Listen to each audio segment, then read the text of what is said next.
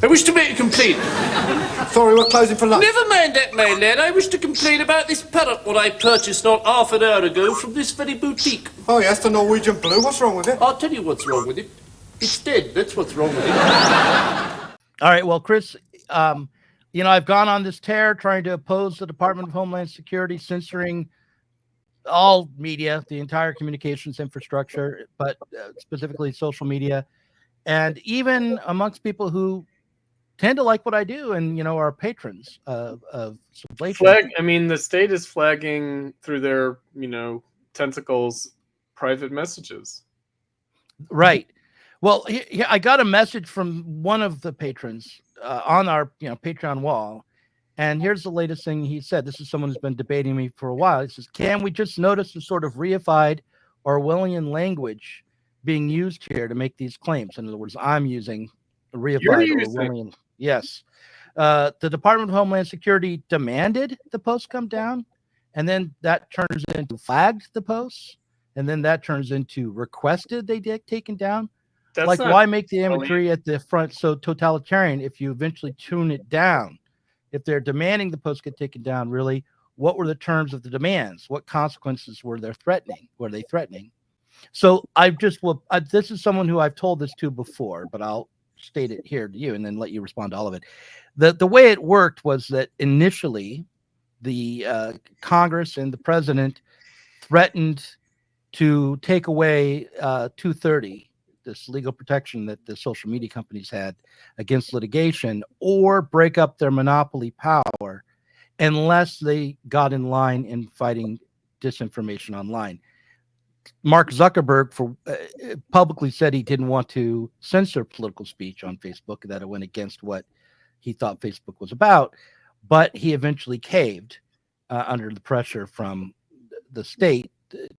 Again, they were threatening basically to destroy Facebook if he didn't go along.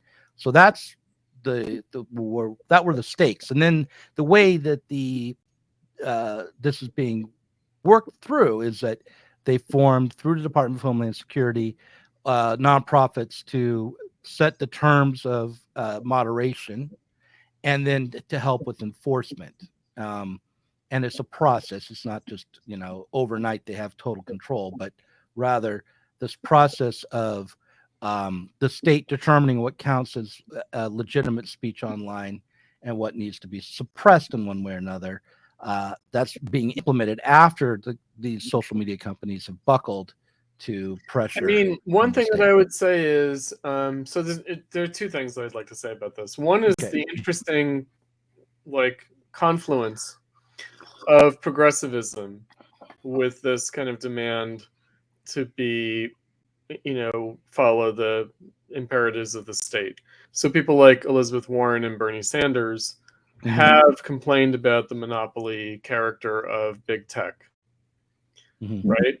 And so there's that aspect of things. The other aspect of things is that when they were telling Twitter or Facebook or whomever, presumably Google, YouTube, when they were saying, oh, isn't this user violating your own terms of service? What they're basically saying is, if we were to take away this lawsuit immunity, wouldn't you then be free to be sued? And maybe even now you might be free to be sued. Yeah.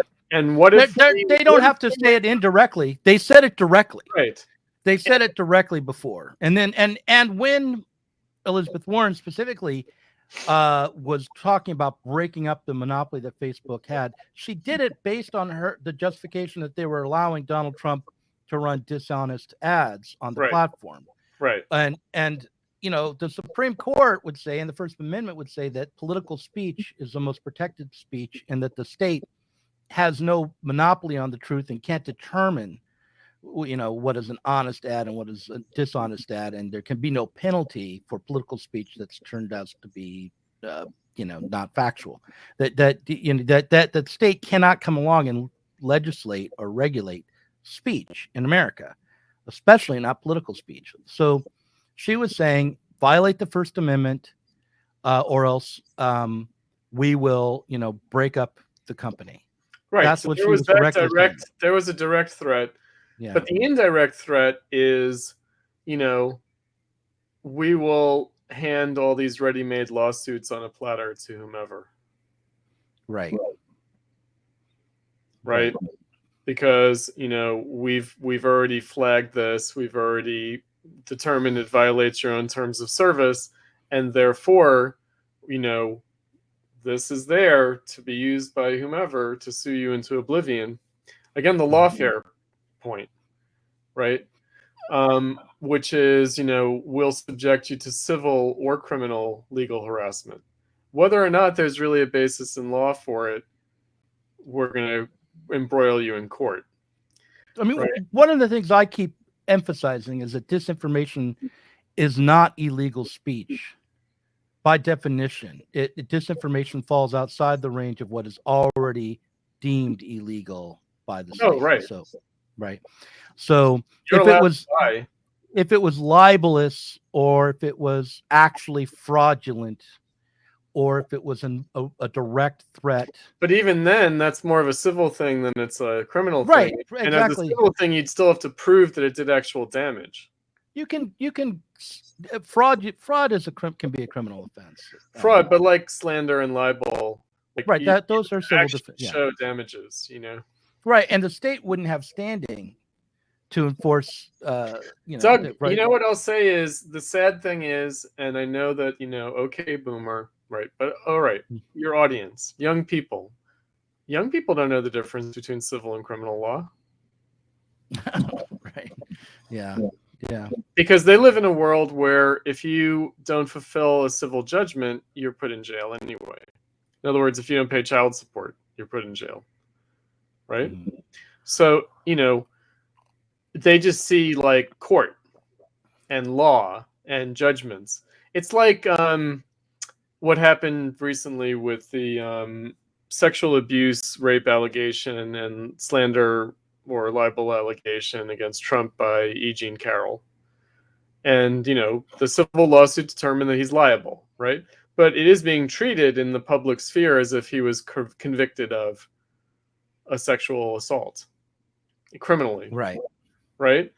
And that was not right. What happened, he was held civilly liable. Okay. Right. And I think that for young people, there's no difference there. Right. Well, and that's what everyone kind of relies upon. Or was relying upon. A legal judgment is a factual determination, and it's not. It's a legal determination. Right. There are different standards of evidence. Criminals, but evidence is only used to adjudicate law. It's not used to adjudicate fact. You don't adjudicate fact in the courtroom. You adjudicate evidence for a legal verdict. In other words, it's a legal determination. You're legally liable to be put in jail, or you're legally liable to owe someone money. But that's actually not a determination of fact, because as we know, there are many legal judgments that turn out to be factually untrue. And the Supreme Court has already said factual innocence is not a legal defense. They've already said that, the Supreme Court. Factual innocence is not a legal defense. You don't determine facts in a court of law. What does that mean when they said factual innocence is not a legal defense? It means that if you were properly legally prosecuted and convicted and sentenced, the fact that you may not have done it doesn't matter. Right. In other words, right. There has to be a legal problem to get you out of jail. There's a point where you can no longer present evidence, and if your trial was run properly and all the evidence available at the time was presented and there was no miscarriage of justice, then the fact that you have new evidence, exculpatory evidence, doesn't matter. Can't be brought. I mean, it can matter, but it can. But it can matter for something like clemency or pardoning at the state level or at the federal level. Right. There's a procedure for it, but you can't overturn the original judgment. Right, because the judgment was properly rendered legally. I understand, but wrong. But there's still a relationship between the process and what. The reason that there isn't, this is actually a good reason. Okay. It's a good reason. This is bourgeois law, bourgeois right. Mm-hmm. There are always more facts. No, right, but There are you know, always more facts. but In other words, but there's also a standard of evidence, and the standard of evidence has a relationship to what we believe we can understand to be the facts. Like at we the time, at the time, yeah, at at- the time, and there's also due process, which means after a certain point of time, the process ends. because it's to determine action, right? In other words, it's to determine what you can do in action legally, right? So it's understood that basically, like when you're being put on trial for a criminal offense, it's first of all, it's understood that there are many crimes out there that no one's being arrested for, let alone prosecuted for, right? That a lot of crimes, maybe the vast majority of crimes, are never brought to court. So firstly, that's understood. I So mean, it's I not know about- that because I drive a car. Mhm. Okay. And you so run red lights all the time. I have run stop signs occasionally, not that I meant to, or I've turned. And they have that on you, Doug. They have the footage, and they're just waiting to use it Oh Jesus! as soon as it's But- politically but- convenient. Can we wrap back around to this comment from Davey? Because here's the thing: like he's accusing me of being hyperbolic in my use of totalitarian language, where I said that they demanded that these tweets be taken down, and I don't think I am being hyperbolic when I say that there was a demand made. I just think that that when you push me to describe every part of the process, then you get into the details, and it's the same thing with the Durham report, right? In the Durham report, they say, wait, you said that there was no basis for an investigation, but the Durham report There itself was a said basis. there was a basis for an investigation. Well, okay, There will always be. right, but the point is There will always that- be a reason to investigate you, Doug. I know, but with A the Durham factual basis will always exist. any allegation made Yeah, is a basis. is a basis. factual basis. Yeah, Right. it is. Right. Okay. But the point is that the allegation, if properly looked into, wouldn't have justified the FBI's actual investigation into the Russia collusion According story. to their own procedures and their According to their own own procedures, a lot of these things, it's kind of like police brutality, right? Mm-hmm. So for a long time, like now, police are being prosecuted, but for a long time, police were not prosecuted. They were Right. fired, they were suspended, they were denied pensions, this kind of thing. Mm-hmm. And basically, they were found to have not broken the law, but to have broken departmental policy. Mm-hmm. Right. Right? And there's a difference. So what we're talking about there is, do we allow these police state agencies to police themselves, to set their own rules and govern themselves? Or are they governed by law? Right? Like, in other words, and does the law want to get into the nitty-gritty details of like their professional conduct as law enforcement officers? Maybe not, right? Maybe you want to leave it to their discretion, you want to leave it to their judgment. And then there's this whole fantasy, the fantasy that the Republicans have is that they're going to clean house. They're going to come back into office and they're going to clean house at the FBI and the Department of Justice, and they're going to get all the crooked political people out of government. That will never happen. Mm-hmm. And what, they're just going to replace them with their own cronies and their own politically motivated people, right? So again, what we're dealing with there is, what are these things, these agencies, what are they allowed to do by law? Well, they're allowed to do a hell of a lot, actually, it turns out, Mm-hmm. right? And, can we contest that? And so again, like, if you get into the sophistry of like, oh, did they really demand it or not? It's like, well, what's a demand? Right. I mean, obviously, a company can choose to follow the law or not follow the law. It's like the Pentagon Papers. They can choose to publish it, even though they were told not to, or they can choose not to. In other words, they Right. can choose to risk prosecution.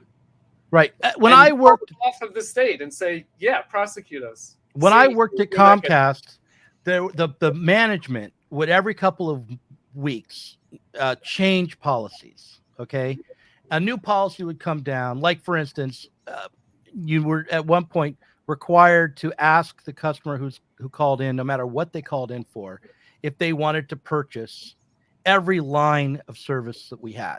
You were not allowed to let them off the phone until you had asked, you want to buy cable TV? Do you want to buy our phone service? Do you want to buy our internet service? If you hadn't asked all three things, you were breaking the policy. Then what they did was they tracked compliance. The compliance was not high to begin with. People didn't follow the rule. Okay. So if then you they had to change the policy. Well, eventually they did kind of change it, but for a while it was in place. And actually I ended up getting fired because I wasn't following that policy down the line. But the point is that, but it was not to fire you. Yes, I was told a month ahead of time that if I didn't improve my attitude, that they would fire me. And then they found a reason to. But the point was that my point is, if you ask people generally who was responsible for that policy and was it freely taken up by the employees, the fact that not everyone did it and the compliance rate wasn't 100% wouldn't show that it wasn't the policy of the management, or that the people who did it were freely choosing to. Right. Well, the same thing's true here. The Twitter rate of compliance with the demands of these NGOs was around 35%. I thought it was like 50%. No, it was 35. It was, but then you have to look. If you look into the report, and that's only from one NGO. We're just looking at data from one from the EIP, and like, why was it only 35%? Well, there were problems with tracking. The problems with even making the request was not always done in an efficient manner. Then also you take into account that only half of the things that they labeled as disinformation did they themselves deem that it was necessary to alert them about. So batting 300 is not bad. Right. And batting 300 is not bad. And 1 out of 3 shotgun blasts hitting a target is not bad either. Right. And the real point is that, if it hit once, it was the state intervening to censor legally protected speech, and hit 35% of the time. And the plan was to help create new systems so that the rate of compliance would go up. Oh, and they were crafting. The amount of disinformation and the amount of different kinds of topics and events that would be handled would increase. So right then it was just around elections. It was 72% of the things that they wanted to take down had to do with questioning the legitimacy of the election. Those kinds of tweets alone. Later on, it will be, are you questioning the legitimacy of the election? Are you suggesting that Joe Biden might be senile? Are you, all of these things could be because to suggest that Joe Biden is senile is a national security threat, Doug. It is. It is. Right. So, like, the point is when people who support like what we're doing and have been watching all of this turn around to me and say, why are you saying the Department of Homeland Security is making demands when later you say it's a suggestion? I just feel I start to get irate. I think that the way you respond to people like that, Doug, is to say that you wish them well on their career in the Department of Homeland Security.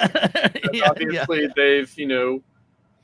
they've presented the credentials for being hired by the Department of Homeland Security, and you wish them well in that career. Yeah, I agree. Or they could possibly be an attorney for the Department of Homeland Security down the road. They can start an NGO.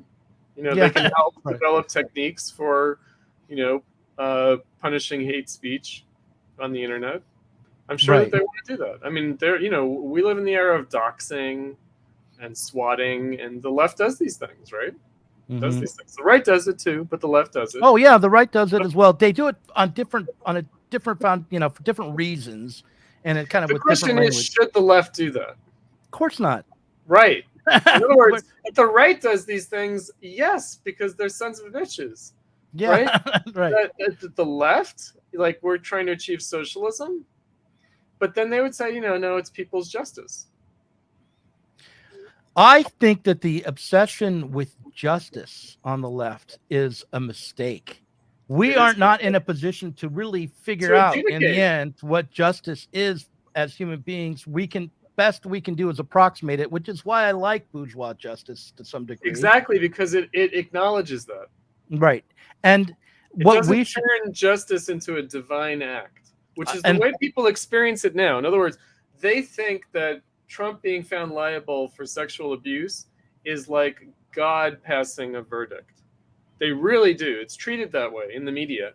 It's treated as like it has been cosmically determined now with no doubt that Trump is a rapist. And it's like a legal judgment in court was made. Yeah. That and is it was not, a civil judgment. You Like know? Even I criminal judgment. I mean, I think that people believed that whether OJ was found not guilty or guilty was a determination cosmically whether he actually did it or not. Right. I would. Here's what I'd say about criminal. Yeah, Here's what I'd say about criminal judgments. Often enough, they're wrong. We want to make sure that we protect defendants as much as we can from fast prosecution, and there will be wrongful convictions. And there will be wrongful convictions. That said, you can't eliminate it. You can only mitigate it. If someone is accused of a crime and then they are found guilty in court, or they can declare themselves guilty, which is what happens most of the time. It's not, you're not going out on a limb. Most prosecutions are plea bargains. Yeah, right. But check it out. A lot of people take plea bargains who are actually factually innocent. Well, that's true too. A lot. Right. But yeah, I know. I don't feel like.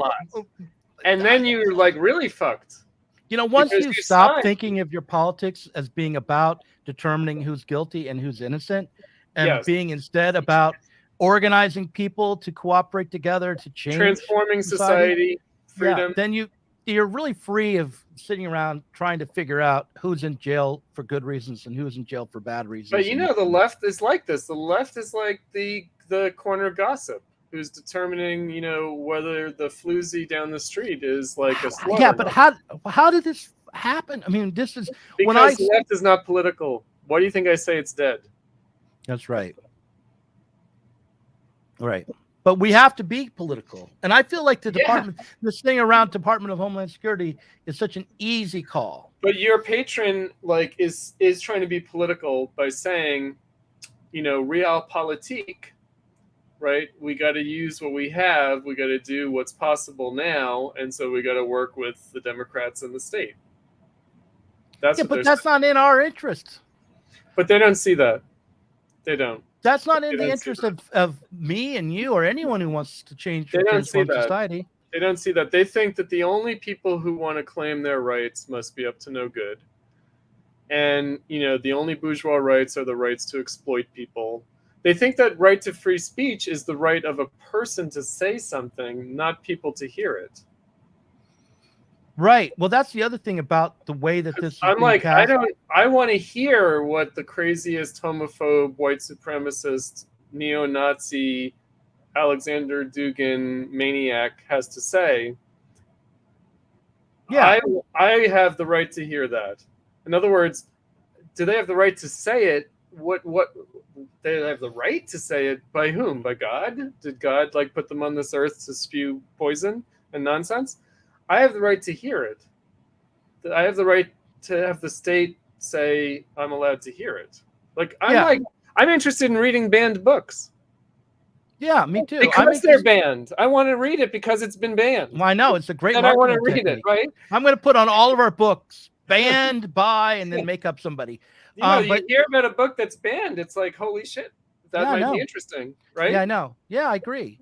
But the right to hear is really important. The right to hear and the right to think are really important because they're combined. Like when people talk about how many tweets was it that were really targeted for suppression, what you find out is it was around 4,000 so tweets in the lead up to the election, but that was deemed to have produced around 22 million tweets. These were the spreader original accounts. These were right? So they would be retweeted and shared. So if you go after the source material and put a label on that or suppress, you can have an effect on millions of tweets and millions of people. And then there's after the, if no one ever sees the tweet, then they're not going to look up information elsewhere. And who knows what speech and thought is being curtailed by suppressing speech. The other thing is just to be I mean, look, the principle is solid, but we just went through a period where, the origin of the virus, the transmittability of the disease when you're after vaccination, um, the questions around whether or not gain of function was still going on, the cause of excess deaths now, and the effects of lockdown, even the effects of wearing a mask. All of these things are now being questioned. Wearing a mask decreases your testosterone levels. It decreases your sexual function, Doug. Do you know that? It decreases men's sexual function. That's been determined by some European agency. Yeah, well, I mean, there's that, for a lot of people, they would say, especially on the left, there's a reason to be for it then. But exactly. the point, but it's just funny, right? Because I'm like, oh shit, science, right? Like, how do you determine these things? Like, I'm like, okay, and somebody studied that. So, right. But these are all things that were being actively censored during the pandemic, and which were made to be, and which were given the hue of being reactionary. If you asked how transmittable is the virus after vaccination, you were considered to be a supporter of Trump. You were like, or even worse than that, right? I mean, and that was a scientific question. So Trump, of course, was labeled as someone who wanted people to die. It's like, why would he want people to die? He wants to be reelected.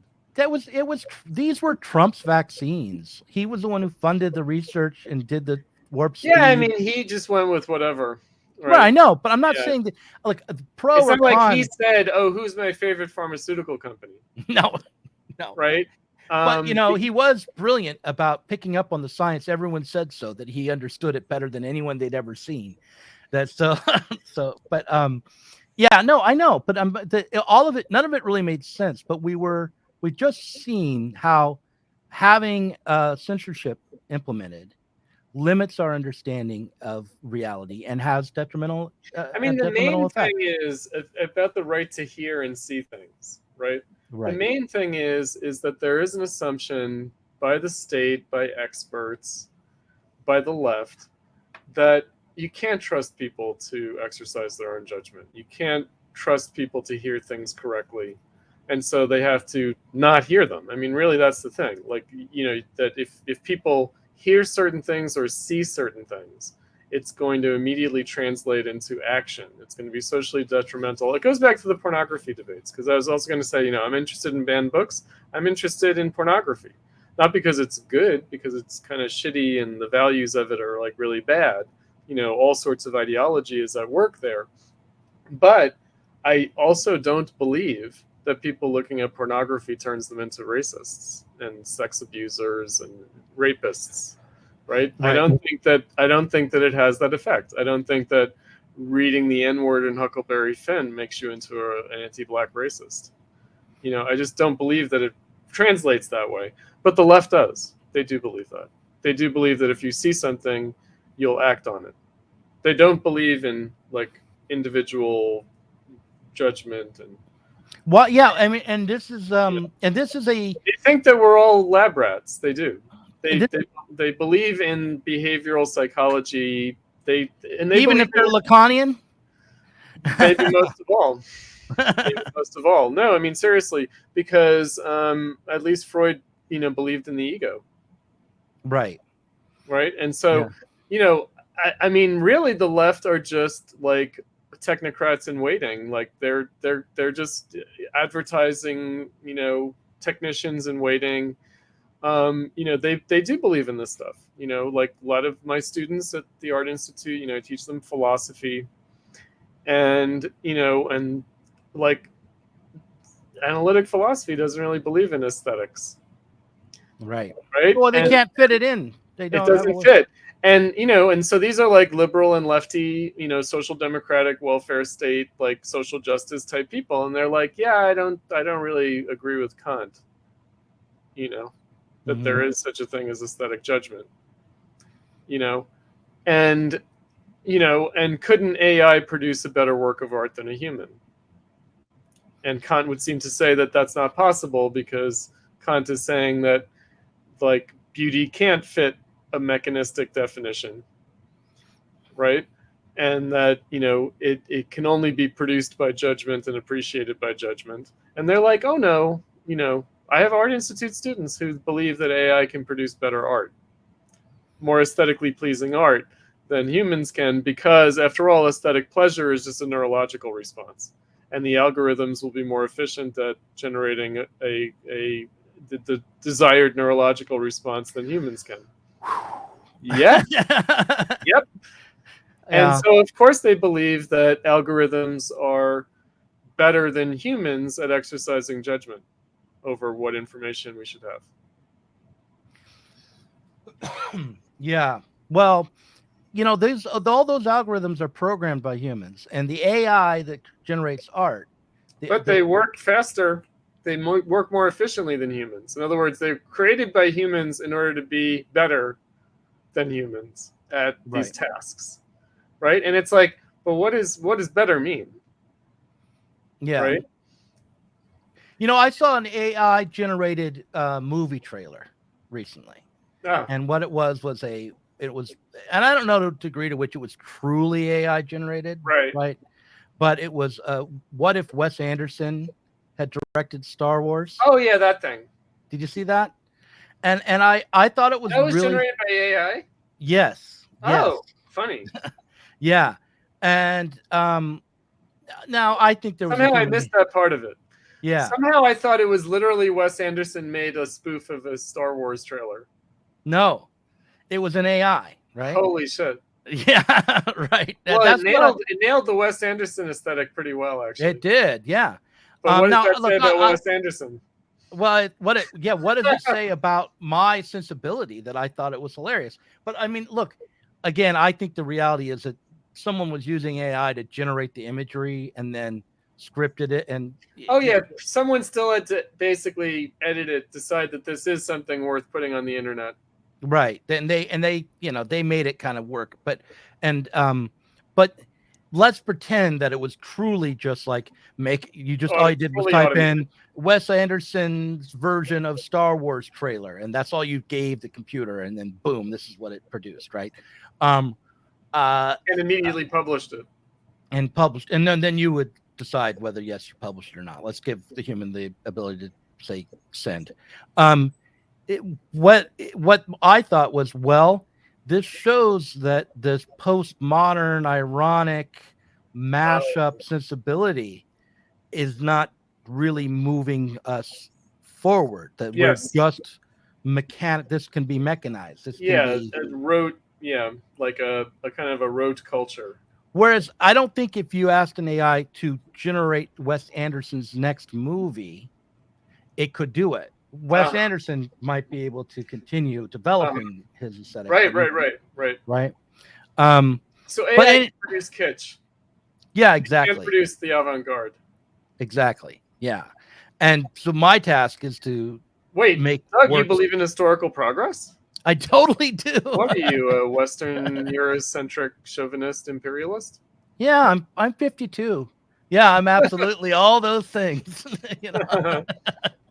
But I don't believe that it's just Western. I think progress happens all across the international world, the whole world. But yeah, no, I definitely believe in historical progress, and I believe that we can progress. And yes, and artistic progress. Absolutely. What are you, a defender of the canon?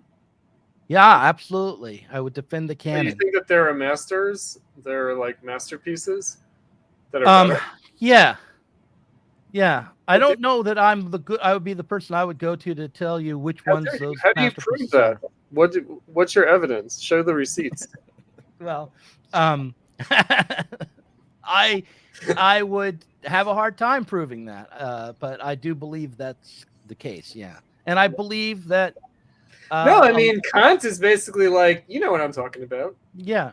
Right. In other words, it kind of comes down to that. It's like, well, any reasonable person understands what I mean. Right. And, yeah. Like, you know what I'm talking about. Like, look, I'll be really obvious here, and also. But he was because he was a straight white man, and he was only speaking to other straight white men. Well, look, I'll be a straight white man for a second and say, if you compare the '80s version of Ghostbusters to the most recent, I didn't see that one. I didn't boycott it either, but I just didn't see it. But the point is that I'm not. But I have a feeling. I Yeah, have a right. feeling that the old Saturday Night Live comedians were better. Right. Well, than the it's new just ones. that they were doing something that no one had done before, and Oh, sure. right, and they were expressing an idea that they had come up with that was that had some relevance to that moment. So, what, you're against decolonizing Hollywood? What does that mean? It means you remake all the movies, but now with people of color instead of yeah. Well, then, yeah, I am against that. Absolutely. That's decolonization, don't you know? No. No. Let's stop remaking everything 100 times. That would be nice. Yeah, someone was suggesting, let's someone pointed out ironically that if Back to the Future was made today, Marty McFly would be going back to 1993, right? And right, and I was like, well, and that movie would be pointless because there has not. 1993 was a lot better. It was a lot better. Music was better. Movies were better. TV was better. I think in many ways that's true. But what I would say is that the difference between 1955 and 1985 was much more dramatic a difference. That's only because we're supposed to believe that the 60s changed something. Right. Well, everyone kind of right. Exactly. Because back in the 50s, everyone was racist and sexist. But after the 60s, we're all fine now, right? Well, no, but that's not really the story of Back to the Future. No, I know. But Marty McFly, wasn't it about his family, basically? Yeah, he went back to 1955 and he had a massive amount of cultural shock. And that only could make sense really if after American Graffiti and Happy Days and after the 70s made a self estimation of what their own import was. The poignancy also, though, was because liberal Hollywood was still at work back then in 1985. The poignancy of it was that Reagan supposedly was taking the U.S. back to the 50s. And then the movie is about, would you really want to? Right. Yeah. And you don't want to. And yet you do want to. You do want to. But you don't want to. Exactly. Right. Yeah. You having gone back to 1955, Marty has improved 1985. And of course, the scientist is straight out of the 60s. Right. The scientist is a total hippie. He could be a CIA LSD researcher. He could be a hippie. Mm. He's just everything, right? He's Einstein. He's R.D. Laing. Yeah. He's Timothy Leary. He's all that. Yes. Right. Yeah. But how would you do that? How would any of that work if it was 1993 that we went back to? It just wouldn't. There would be no correlations there. I mean, because we still live in 1993. We do. Yeah. Ultimately, we still live in the neoliberal era. We have not had a moment where we can go look back on and say, here's where the left made a difference and changed society. However you want to whatever estimation you make. Well, that might be our bias, though, right? In other words, I think a lot of people would think, at a spontaneous level, young people would think that the 1990s were the Stone Age, and that's why we can Me Too people today for things done in the 90s, because a huge change has happened where what was acceptable behavior in the 90s is no longer acceptable behavior today. Yeah, we'll point to what the source of that change was. It's the millennials themselves. In other words, part of the problem, Doug, is that we lived under the shadow of the boomers. And so why did we believe that a huge change had happened between the 50s and the 80s? Because the boomers said so. Because they wanted to flatter themselves with having changed things. And in other words, their own consciousness, their own sentiment was itself the change.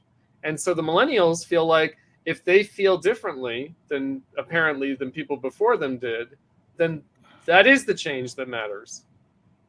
The fact that they think this now, that's the change in and of itself. Yeah, but and we should respect that.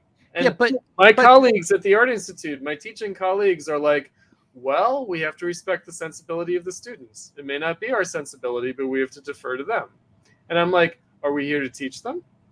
Yeah, but people from the greatest generation and the silent generation and before, when the 60s were going on, saw that there was a social and political rebellion and transformation going on. It was not like it was happening. A lot of them rejected it. I mean, they may have rejected it, but the new left was a minority tendency. There was the silent majority until there wasn't. In other words, the silent majority basically died off, and then what was a minority became the majority sentiment. That's social progress, don't you know? Okay, wait. What? First of all, that all the old people who stood in the way of progress eventually died, and the young people who were in the minority, because even in their own generation, well, that's what I'm saying. The boomers were not in the majority, right? Yeah, but okay, that's what I'm saying. The boomer generation itself was not primarily the new left. They weren't all the new left. They weren't all hippies and hate. But generally, they were not. They were not entirely happy, and they certainly, as they got older, were not happy to live in the old style sexism and racism and homophobia. You know, in other words, some people were out ahead of the curve, and some people were lagging behind the curve. But basically, that generation was like, yeah, you know, we don't want to do that stuff anymore. Right. Yeah, I agree. And in the 90s were a period of time where that was very dramatically having its moment. Bill Clinton was elected. First boomer president. And the silence equals death was all over the place in when I was in college in Florida and in Portland when I moved here. The reason that I'm carrying on like I am is just to point out to our viewers that progress, what we call progress, is just the latest thing in capitalism. Mm-hmm. And, you know, I'll just channel Adolf Reed for a second. You know, capital has new needs. And that's what social progressivism is really about. It's about the needs of capital. I mean, the right, you know, the Republicans are complaining about the fact that the corporations are in the vanguard of, like, wokeness. And it's like, well, where do you think wokeness comes from? It comes from the corporations. It comes from the needs of capital. It's not going to happen if it doesn't fit the needs of capital. Right. Yeah. That's what's driving it. But don't you think that it's a combination? That doesn't mean that it's bad or evil or something. It doesn't mean that it's like, you know, like really the needs of capital. I mean, of course it's ideological, it's whatever. Right?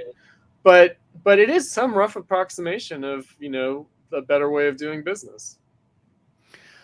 Well, don't you think that what happened in the 60s was that there was an attempt to challenge the fundamental basis of society, however distorted that attempt might have been, and that that the establishment responded to that attempt by incorporating aspects of it into itself in order to... I don't think it's co-optation exactly, right? In other words, like the civil rights movement came out of, and second wave feminism came out of, a change that had already occurred in the workforce, right? So women entered the workforce in World War II and, pardon me, largely stayed.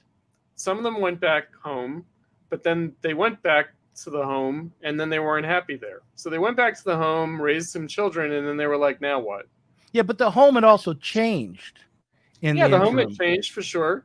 And you could say it was worse or it was better. I don't know. Like maybe Revolution Road in the suburbs was worse than tenement housing in the 30s in the city. Maybe it was worse. You know, the nuclear family in isolation maybe was worse than the multi-generational tenement working class. I think there's an argument to be made to that.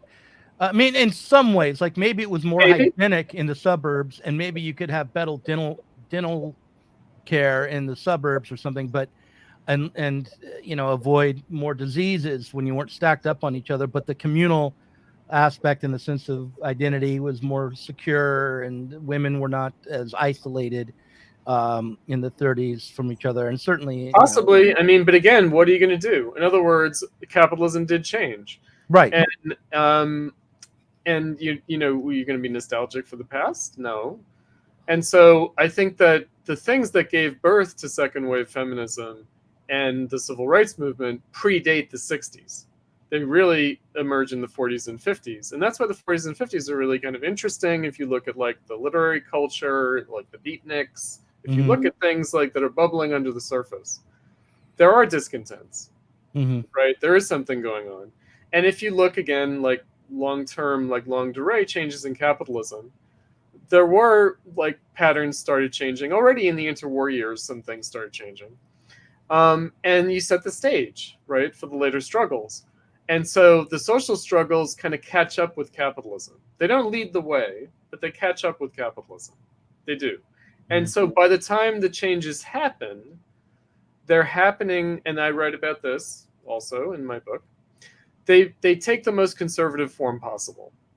Right? In other words, we got racial integration, we got gender equality, we got acceptance of homosexuality, but in the most conservative way possible, right? And long after the fact of society already kind of changing and accepting these things, we got official recognition late in the game, right?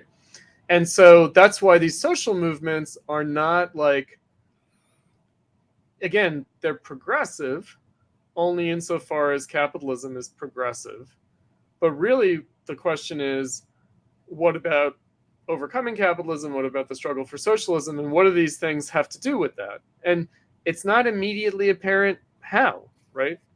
So I was also just teaching recently Julia Mitchell's old essay, Women the Longest Revolution. And she's writing in, you know, the mid-1960s. She's writing in the second wave feminist era, but she's writing a little bit early for the sexual revolution, which is really something that happens more late 60s, 70s. And, you know, she's basically saying, you know, the problem is that we might think that liberation is the negation of the status quo. But the problem is that capitalism is always negating the status quo. Right.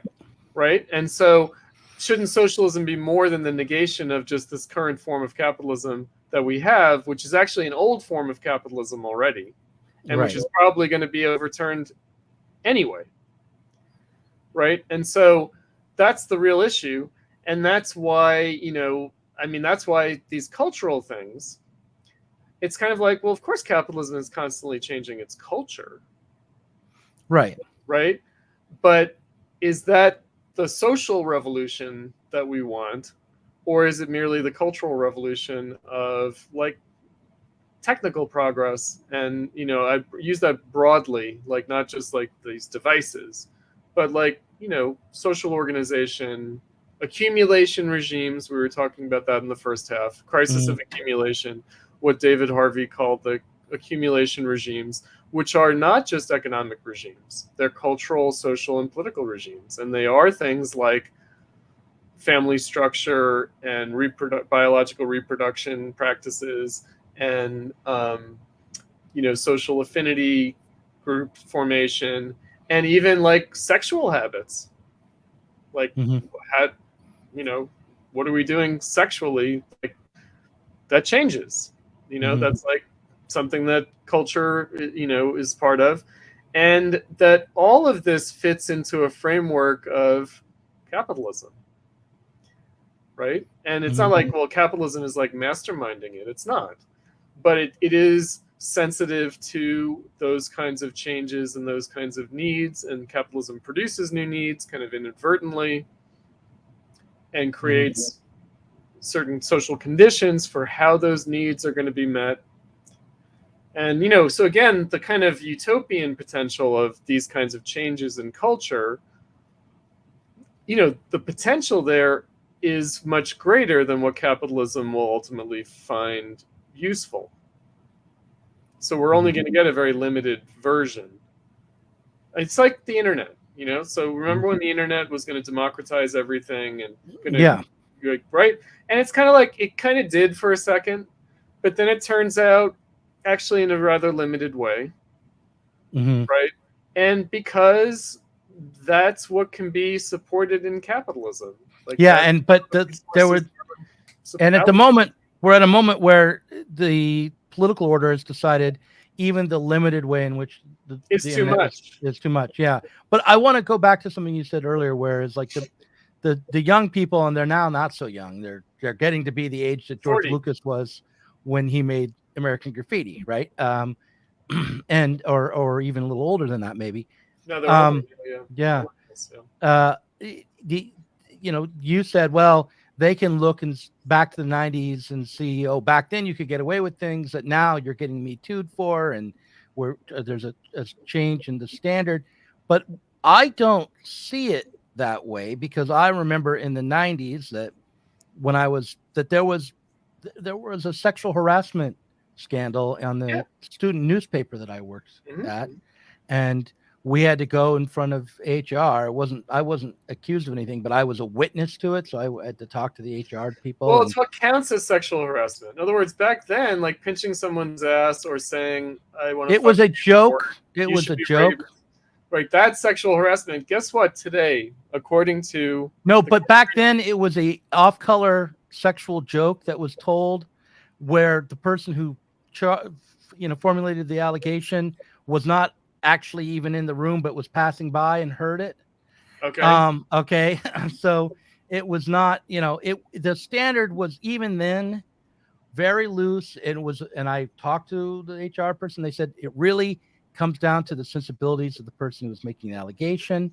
A woman is going to be taken more seriously, and a man's judgment isn't going to be definitive here, because men are typically less easy to offend. I'm paraphrasing what was told to me a long time ago now, but nonetheless, like, that was happening That's then. going to sound very old-fashioned nowadays, because today, according to the corporation that my partner works for, if someone presents themselves like a trans person shows up at work, and they clearly are trans in their presentation, if you ask them what their gender identity is, that is sexual harassment.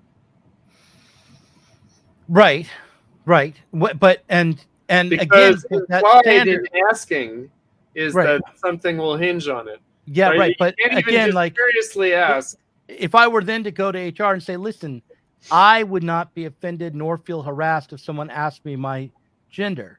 That's your cisgender privilege. Right. They will say exactly what this woman said to me in the 90s, which is a man isn't able to judge whether something is offensive or not. But the other thing was, back in the 90s. And guess what the needs of capitalism are in that equation? The needs are to avoid a lawsuit. And the same thing was the case then. Right. Okay. So in other words, the changing standards are only the changing standards of what will prompt someone to sue.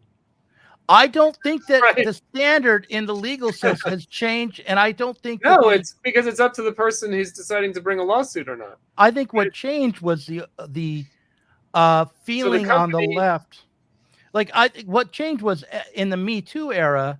There are always gullible feminists who are willing to provide justification for these policies, but they're just useful idiots. Right. But I'm just saying, in the Me Too era, what really changed was the feeling amongst the general population that, hey, it's not a cool thing to just hurl allegations around in public. It's not a good thing to condemn people without having all the information. And maybe we should do this behind closed doors. There was some sense in the 90s that the guys that were getting charged for sexual harassment those allegations shouldn't be made widely public, because if they were, that opened up the school to another kind of lawsuit, right? Yes. But because of social media and 230, which protected the actual institutions from litigation, these sorts of there was nothing to stop massive amounts of baseless accusations from being made, and no one would.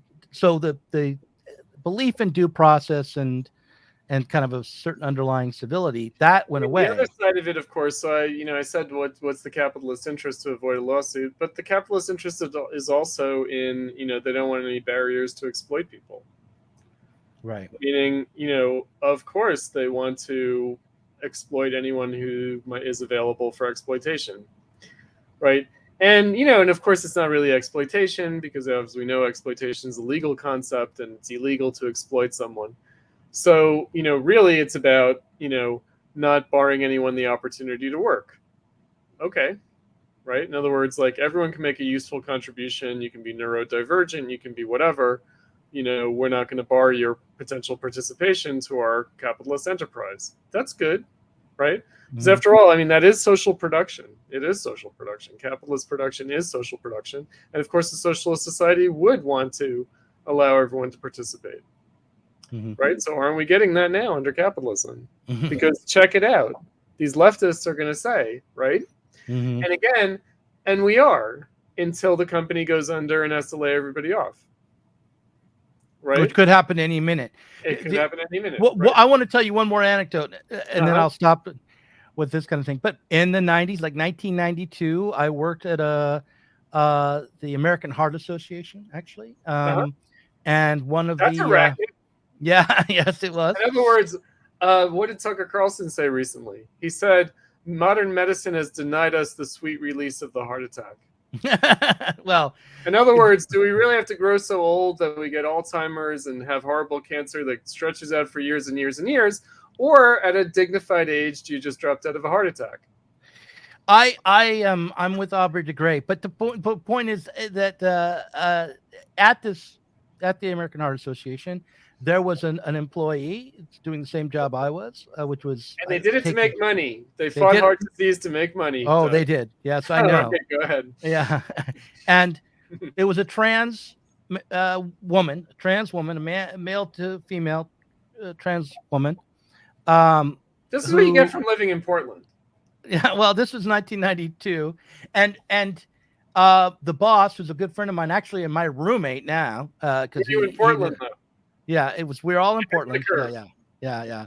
And who was a gay man, was the boss, and he found this woman to be fascinating, and so he said to her at a break, "Here, you should have 2 cookies," because they provided cookies.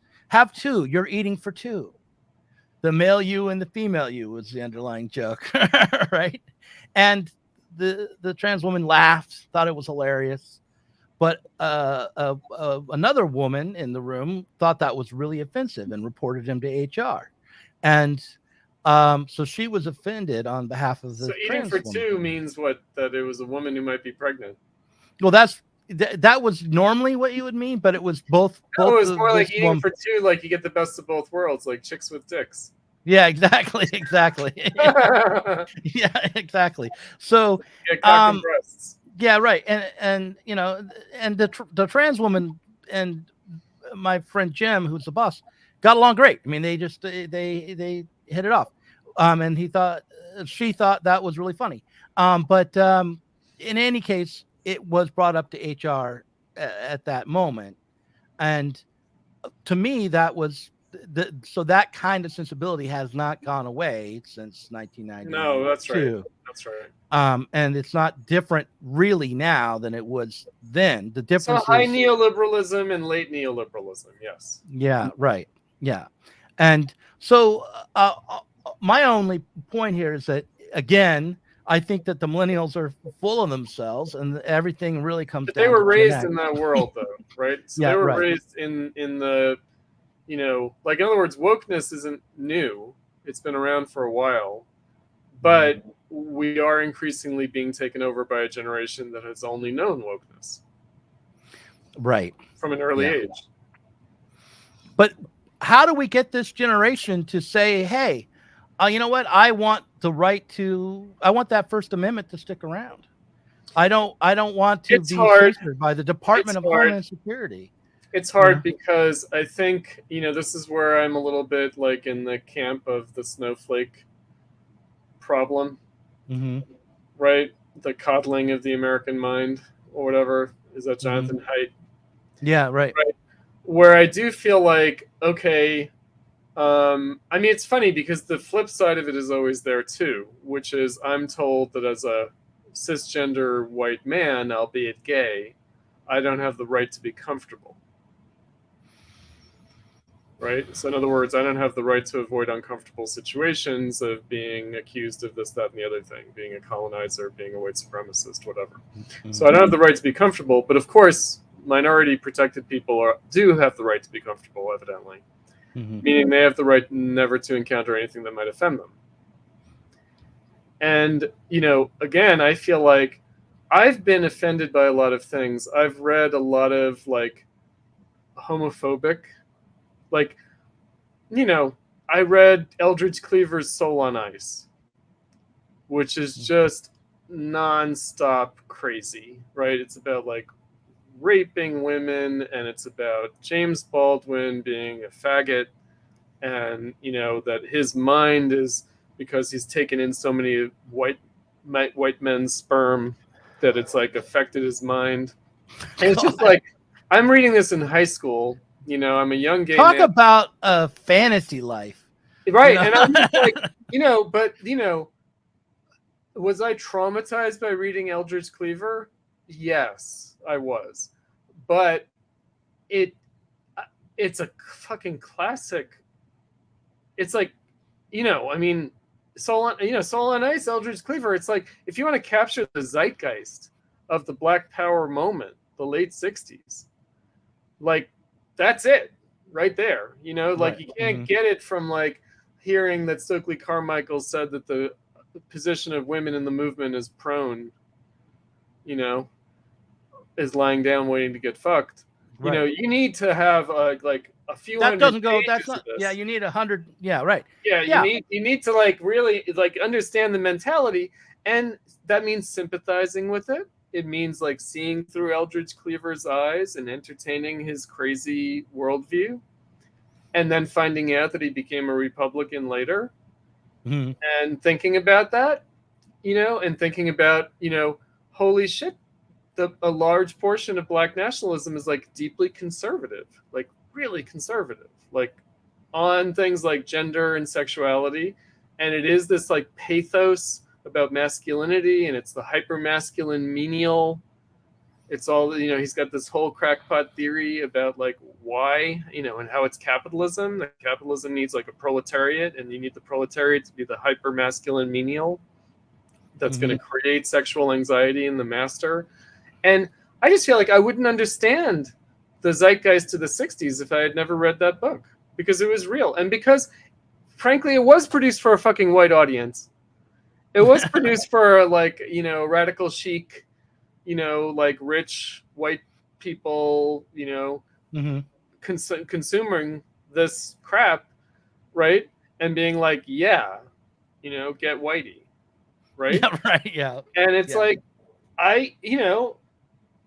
but did it traumatize me? Did it make me think, holy shit, there are people out there who just, like, obsessively might hate me for being gay? Did it make me feel unsafe in the world? Maybe it did, but I got over it. I got through it, Right. And did it make me a racist? Did I read it and be like, oh, Black people are fucked up? No. Right. No. Right? Right. So, well, I mean, look, you know what? Here, I want to say something. Maybe I'll cut this out, but I want to say, like, the idea that, like, that line, women's place in the movement is prone. That's awful, right? But at the same time, it's in a different moment, like in a different context. It provoked a Black women's right. like radicalism in response too. Right. But also, like, yeah, but also, like, if you're behind closed doors with the woman in your life, you might say, yeah, you know what? I really think the woman's place in the movement is prone.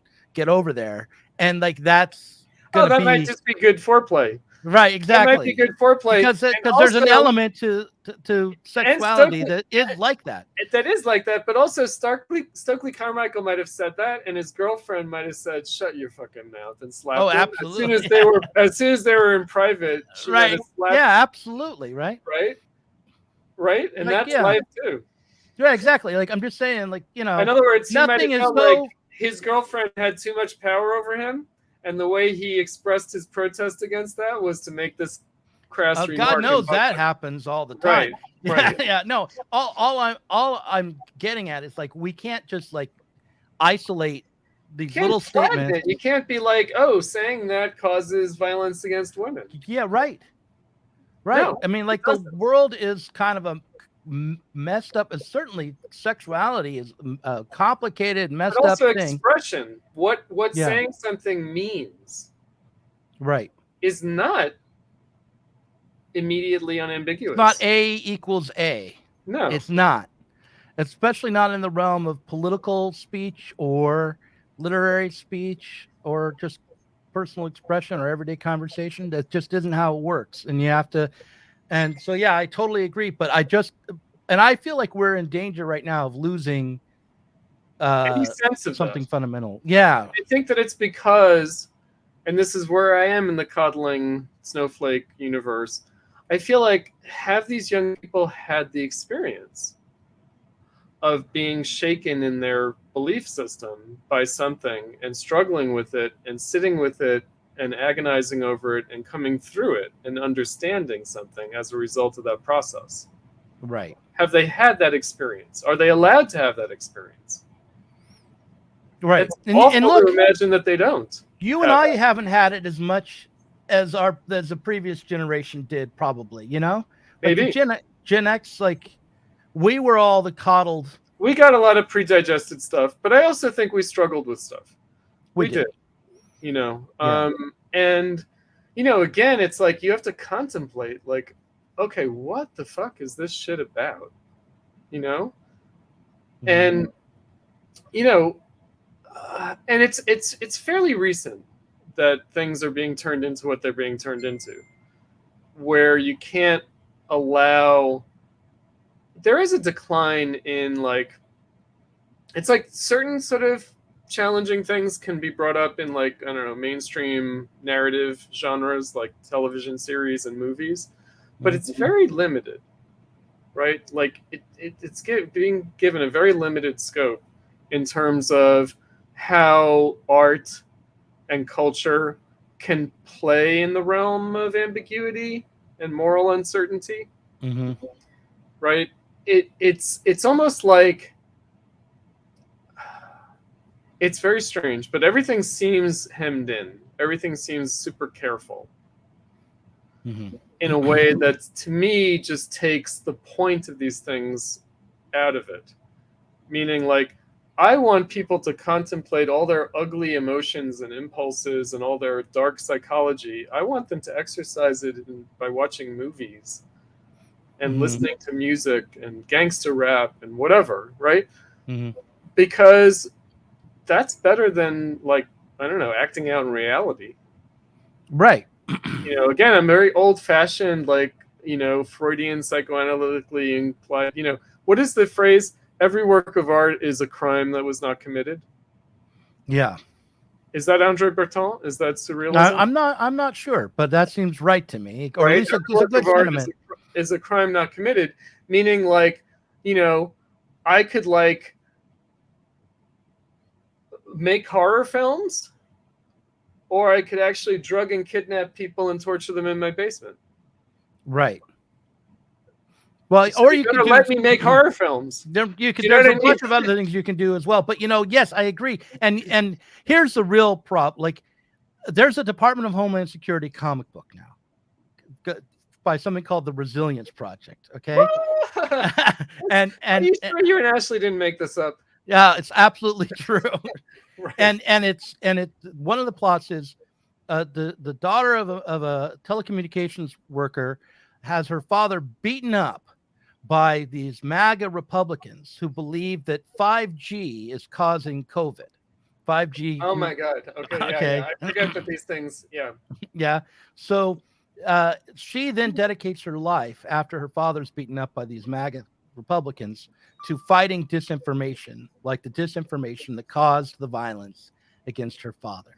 So the idea here is, if you say something crazy like, I think 5G radiation is causing the virus, then you are just a moment, putting people in danger, a step away from going in a gang to beat up some telecommunications worker. All right. So therefore, the solution is ban all conspiracy theory kind of talk from the internet. That way, everyone will be safe. And that's the Department of Homeland Security talking. Instruction manual for new employees. Right, right, and it's Not also ironic. Yeah, and it also kind of falls right in line with a certain approach to speech and to understanding, how to create a better society that the left has embraced over the last. the left needs to remember Mhm. that it's the worst people who end up with these government jobs. Oh yeah. In other words, like people who like feel passionately motivated to control other people. Mhm. You trust those people? No. But Mhm. I kind of feel like, the right will tell you, well, that's what the left is. The left is people who are passionately motivated to control other people. And I'd have a hard time saying, no, that's not true. It's just not Because what the left today might just be what the right thinks it is. Jello Biafra is the left, that's the left. That's the icon of the left that I kind of embraced when I was in my teens. He's and dead 20s. Kennedys, right? Yeah. He's Yeah. dead Kennedys. He's the guy who went up against Tipper Gore and said, "Don't put your labels on my rock albums." And he dressed in a suit for the hearing, too. He did. He Yeah. did, which was funny because I was like, wait, that's Jello Biafra? Yeah.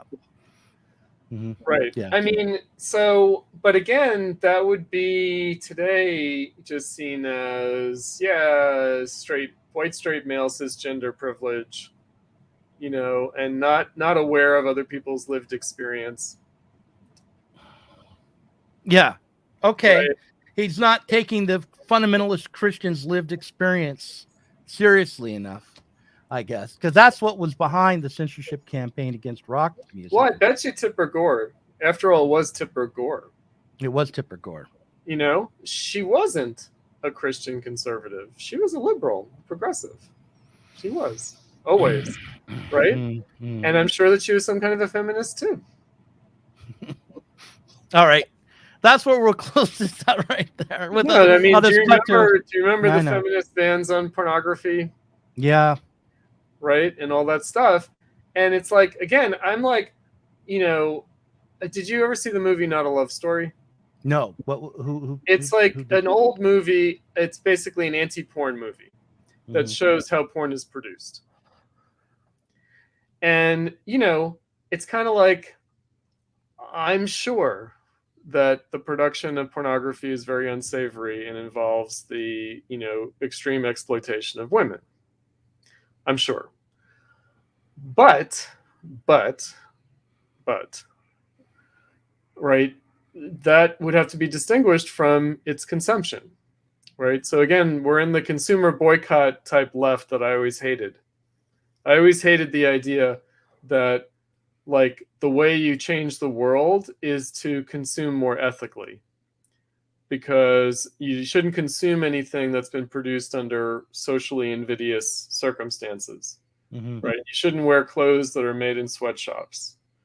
You shouldn't do this. You shouldn't do that, because that's how you will change the world. And I'm like, good luck with that, because my experience has always been that working class people can't afford to ethically consume. They have to buy things that were produced under rapacious exploitative conditions because they're cheaper. And this is just not the way, right? That the world has to be changed, and you can't scold the working class for being unethical in their consumption, right? And in other words, like, we have to struggle in capitalism now to overcome capitalism without trying to put the ethical cart before the horse. Right? If some working class schlub after a hard day at work has to jerk off to pornography to go to sleep, to get up and go back to work the next day, who are we to vilify him for it? Yeah. I have one last thought, and then we should go, because we're going over an hour here in the second half. But and I have to go edit Spencer Leonard's interview with Ashley Frawley. That's the next. Excellent. Is that on the books, on the Marx books? Yes, it is. And so great. So this will be coming out the week before your podcast, this conversation comes out, it will be Spencer. But the what I want to ask you is this: do you think? I mean, look, it looks like it's going to be Trump versus Biden again. That's what it looks like right now. I mean, Yeah, it does, doesn't it? And so, like the what's the phrase? Like first as tragedy, second time as farce. We're about to enter into a shit show that will make the previous shit show look civilized, I think. And so, and by the way, I don't believe I was just taking a cab ride and the cabbie said something like they unleashed the virus on us to keep Trump from being reelected. And of course, I don't believe that. That's crazy. But people believe it. I know. Right? Some people believe it. And so let's just grant that for a second. In other words, 2016 was a shit show. 2020 was a much greater shit show. Right? Let's just say COVID and Black Lives Matter were the Democrats taking Trump out. I don't think it worked quite like that. No. But it's kind of in the ether. It's in the zeitgeist. Like, in other words, there's every reason to believe that 2024 is going to be catastrophic at the level of political controversy. Right. And the attempt to popularly mobilize around the election. And control the population also. Right? And so is it going to be the next pandemic? Is it going to be the next race riots? Is it going to be something else entirely? Is it going to be World War III? Well, right? I mean, look, if they want to walk into these things, right? I do believe that the Biden administration is fighting against Trump in Ukraine. I do believe that. I watched the Trump CNN town hall, and Van Jones, who should know better, he did a documentary series on Trump voters and trying to understand why working class people, economically downtrodden, voted for Trump. He just said after the CNN town hall, Van Jones, of all the people to say it, he said, a Trump election will be a Putin victory. And I was like, why do you care about that, Van Jones? I thought that you're like the working class, social justice, ex-Maoist who wants to understand the Trump voters and get the Democrats to win over the Trump voters. That's all gone. Now it's Putin. I know. And I'm like, holy shit, that is actually driving the war policy. I believe at a certain level. If unconsciously. Maybe unconsciously. If they wanted to make sure Trump global authoritarianism, defensive democracy against global authoritarianism. If the Democrats really want to make sure Trump doesn't get reelected, they should talk to RFK. Yeah. Oh, well, you mean the debates. Yeah. No. I mean, RFK knows how the government can handle politicians that get out of line and what to do about them. And so they wanted to get rid of Trump. They could just get rid of him. They could have him killed. That is not beyond the scope of possibility. So they might allow that to happen. Yeah, I mean, well, sure, or orchestrate it. Why not? I mean that would cause so much less damage. The state is very sophisticated, though, right? In other words, the state did not kill MLK or Malcolm X or Robert F. Kennedy. Or John F. Kennedy. Yeah. John F. Kennedy. I don't think the state did it. Did the state allow it to happen? Yes. Why wouldn't Which is just as good as doing it. Why wouldn't they do it? Because they don't have to. In other words, they only have to, like, statistically make it more likely that it will happen. Right? In other words, like, I don't think that, anyone was like, kill Kennedy, and then they went down the chain of command, and then all I know is Nixon had Gordon Liddy and some CIA guys break into Daniel Ellsberg's psychiatrist's office to steal files. That was didn't they dose him too? Didn't they change his medication? Didn't they actually substitute pills in the bottle? I think they did. They might have done that too, but I know for a fact that they did the burglaries right in both the Democratic headquarters and Daniel Ellsberg's own psychiatrist office. So, like, it's not like the CIA doesn't do things in the world, and they do things, and they can get away with it. They know what they can get away with and what they can't get away with, and they know about plausible deniability. In other words, they have to make it happen in such a way that it doesn't look like that's they what can just hire a nonprofit to give them some distance. You know, if Trump is assassinated, it will be by a Republican. It will be by like a MAGA Republican who feels that Trump has betrayed the cause. That's how it will happen. Probably, but my point is, it will turn out that that person had many interviews with the FBI before them. Right. So there you go. But if you wanted to get rid of Trump, if you wouldn't have to release a virus that would, kill millions of people around the globe, cause the economy to shut down. Oh no. Right. Now that's where I was like with the cabbie who was some kind of Christian. Yeah. Some kind of Latino Christian who was like, well, we're living in the end times. And I was like, oh. And so what I said to him was, I prefer to believe that it's the politicians doing and not God's doing, because we can do something, at least ostensibly, we can do something about the politicians. We can't really do anything. If God decides that it's time to end the world, what can we do about it? But what so I can talk to anybody about anything, Doug. I'm the same way. Yeah. And I'm just like, yeah, okay. Yeah, it might be God. It might be, I don't know, right? But I prefer to think it's the politicians. Yeah, I do too.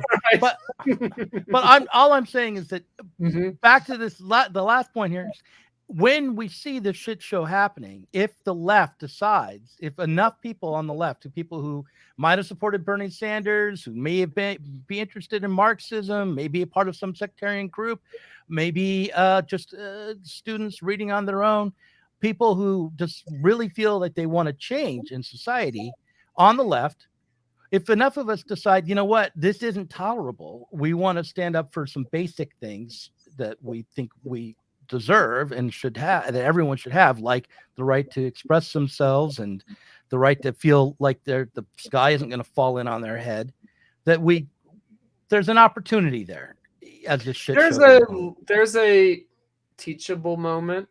Yeah. A learning opportunity. I mean, what I'll say is that, through the Trump era, Jacobin has actually been pretty careful. In some ways, more careful than Bernie, about the anti-Russia stuff. They've been careful. The problem, so they've said some decent things. The problem is the mealy-mouthing, right? Like, that the ostensible position is fine, but they still mealy-mouth it, right? In other words, they don't clearly say no. Right, but we have to clearly say no to Biden at this. Right. We just have to say no to the Democrats. This is the end of the road. At this point, from this point on, if you don't say no to the Democrats, they're gonna just smash it. We know what they're gonna do now. I mean, there's no question that. They won't smash the incipient technocrats. So insofar as the DSA is a training ground for people who are going to be Democrats anyway, who are going to get their youthful radicalism out of their system, and then deal with what's possible, right? And so they don't have to be smashed by the state. They don't, right? Maybe if some people on the left get out of line, the line will be drawn by the Democrats. This is unacceptable. And it's going to be about things. It's going to be about maybe the Ukraine war and things like that. Right? Yeah. Which, again, it's not like Jacobin's supporting the Ukraine policy. It isn't. But they don't come strongly out.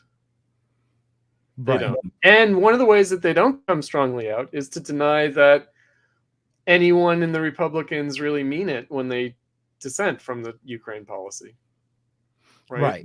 They turn it into, oh no, that's nothing, and it's like, why not, right? In other words, that's something, yeah. Do they really mean it? Like I said earlier, Bernie was always an anti-war person. Did he really mean it? When the rubber meets the road, maybe he didn't really mean it, right? No, right, I agree. Right? And so it's like, do the Republicans really mean it? Well, we'll see. But in the meantime, they're saying things, and what they're saying, regardless of their motivation or how they'll follow through on it, you know, they can say things that are worth accepting, you know, Right. as like, you know, something, you know. And so, I mean, I just think that it's a crazy world. Yeah, I've noticed some of the comments on some of your videos. I have. And it's like, they think that there is this thing that like Glenn Greenwald is sold out to the dark side. And I'm like, really? You really think so? Because of course he has not. Or Tulsi Gabbard even has sold out to the dark side. And then it's like, oh, Tulsi Gabbard is bad about this and that, and Modi and you know, Hindu nationalism. And, you know, they'll just bring up anything. And it's like, no, the basic point is that these people are dissenting from the Democrats, and the only platforms for them are Republican. Right. They have not turned into Republicans. No. But that's the only place they can get a wide hearing. And why is that? Yeah, that's right. All right. We'll stop recording there.